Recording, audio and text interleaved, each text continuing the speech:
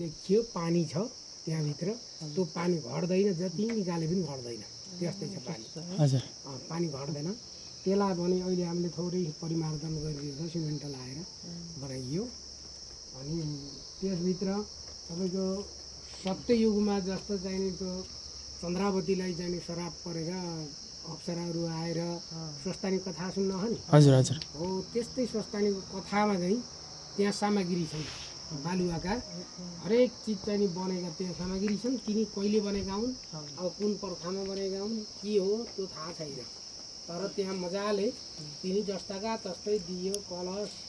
अब गणेश सब चिज बनाएका तिनी अटोमेटिक छन् त्यही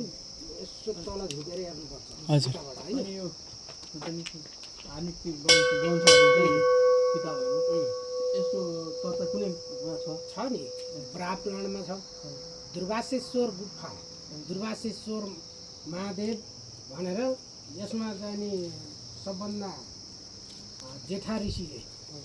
तपस्या गरेको ठाउँ होइन दुर्वासेश्वर ऋषिले तपस्या गरेको ठाउँ अब दुर्वासेश्वर ऋषिका माता पिता भनेका अत्रि अंशिया भन्ने हुन् होइन अब तिनी दुईटाको चाहिँ त्यहाँ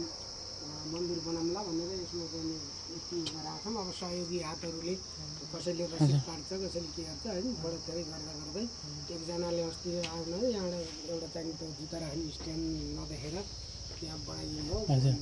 बनाइदिएँ मैले त्यो बनाइदिएको त्यसको खर्च चाहिँ कति लाग्यो यति लाग्यो भनिदिएको छु अनि पैसा पेमेन्ट गर्नु हो होइन अब यो चाहिँ तपाईँको 34,000 रुपियाँ यो तलबाट पर्खाल उठाएर